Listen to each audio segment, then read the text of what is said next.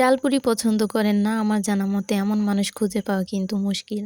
আসসালামু আলাইকুম, new life dream থেকে সবাইকে স্বাগতম। যে যেখান থেকে দেখছেন আশা করছি সবাই ভালো আছেন। আলহামদুলিল্লাহ আমিও ভালো আছি। আর এই তো মেঘলা মেঘলা ওয়েদার, আর এমন ওয়েদার দেখলেই আমার মনে হয় কিছু একটা খাই, আর সেটা হচ্ছে তেলের। আজকে ফাঁকিবাজি পদ্ধতিতে পুরি বানাবো, আর সেটা কি ভিডিও দেখলেই কিন্তু বুঝতে পারবেন। পুরি বানানোর জন্য এখানে আমি ১ কাপ ময়দা নিয়েছি, আর কিছুটা সয়াবিন তেল, আর একটু লবণ স্বাদ মতো, আর এই তো একটু একটু করে পানি দিয়ে তারপরে একটা ডো তৈরি করেছি। আর এখন উপর থেকে সামান্য পরিমাণে তেল দিয়ে ভালো করে মেখে তারপরে হচ্ছে ঢাকনা দিয়ে ঢেকে নেব।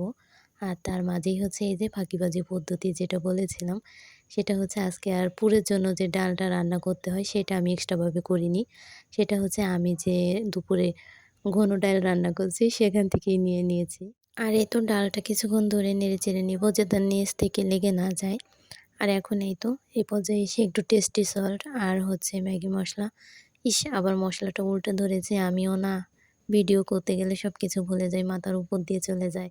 আর এরপরে হচ্ছে মশলাটা দিয়ে তারপরে ভালো করে নেড়েচেড়ে নেব। একেবারে শুকনো ঝরঝরে করে ফেলবো যাতে হচ্ছে একটু কেদা কেদা ভাব না থাকে। আর কাদা কাদা ভাব থাকলে মশলাটা তখনই দেখা যায় কি পুরিটা ফেটে যায়, তো ওই কারণে আমি ঝরঝরে করে নিয়েছি। আর এখন হচ্ছে ওই যে ঢেকে রেখেছিলাম যে ডোটা দেখেন কতটা ফুলেছে আর সফট হয়েছে। আর এখন আরেকটু মুথে নিলাম, আর এইদিকে এই যে ফিরি বেলুন নিয়েছি, আমাদের আঞ্চলিক ভাষায় কিন্তু ফিরি বেলুন বলে, তো আমি সেটাই বললাম। আর একটু একটু করে লেচি কেটে নিয়েছিলাম, সেখান থেকে লেচি নিয়ে হাতের মধ্যে নিয়ে একটু একটু করে হচ্ছে ছড়িয়ে নিয়েছি। আর এখন হচ্ছে ভিতরে ডাল দিয়ে তারপরে হচ্ছে এভাবে করে মুখটা আটকে দিয়েছি। আর এরপরে বেলে নিব, তারপরেই কিন্তু একটা পুরি আমার হয়ে যাবে। আর এটা কিন্তু ফার্স্ট পুরি, দেখতে কিন্তু অনেক সুন্দর হয়েছে। ক্যামেরার থেকে কিন্তু অফ ক্যামেরায় দেখতে আরও ভালো লাগছিল। আর এ তো একটা একটা করে বানাতে বানাতে দেখেন সবগুলোই বানানো হয়ে গিয়েছে। প্লেটে কিন্তু ধরছিল না, একটার উপরে একটা রাখা যাবে না, তো ওই কারণে আমি হচ্ছে অন্য প্লেটে রেখেছি। আর এদিকে হচ্ছে যে কড়াইতে তেল দিয়ে তারপরে হচ্ছে জালটা একটু ঢং করতে করতে নিভে গিয়েছে, যাই হোক ওটা বিষয় না। তারপরে একটা একটা করে পুরি দিচ্ছি। আমার কড়াইটা যেহেতু ছোট আর জায়গাটাও কম, তো ২ টা করে যদি একসাথে দিই একটা পুরি খুব সুন্দরভাবে ফুলতে একটু সমস্যা হবে। তো তারপরও আমি ২ টা করেই ভেজেছিলাম। কিন্তু ফুলেছিল ঠিকই। আরেকটু ছড়ানো হলে আরও বেশি ভালো হতো। তো সমস্যা হয়নি। এই তো ভেজে নিচ্ছি।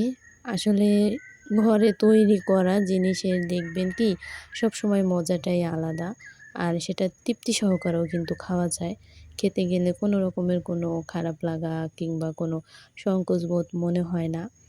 আমি এজন্য সবসময় চেষ্টা করি একটু একটু করে হলেও খারাপ হোক তারপরেও ঘরে তৈরি করার চেষ্টা করি যাতে হচ্ছে খেতে কোনো সমস্যা না হয়। পুরি পছন্দ করে না এমন মানুষ খুঁজে পাওয়া মুশকিল। আমি হচ্ছে এই রকমের কালার করে ভেজে নিয়েছি। চাইলে এর থেকে বেশি কিংবা কম করেও ভাজা যায় আমার পছন্দ অনুযায়ী। এখন অনেকে বলতে পারেন যে পুরি বানানো এটা কি আছে? আসলে হচ্ছে পুরি বানানো শেখানোর কিন্তু কিছুই নেই। সবাই হচ্ছে আজকাল বানাতে পারে। কম আর হচ্ছে বেশি।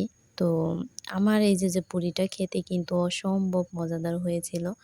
দেখেন আমি হচ্ছে ভেজে কতগুলো উঠিয়েছি, আবার ভেজেছি। তো আমার ১ কাপ ময়দায় মোট হচ্ছে ৯ টা পুরি হয়েছিল। বড়, বড় করে আমি বানিয়েছি।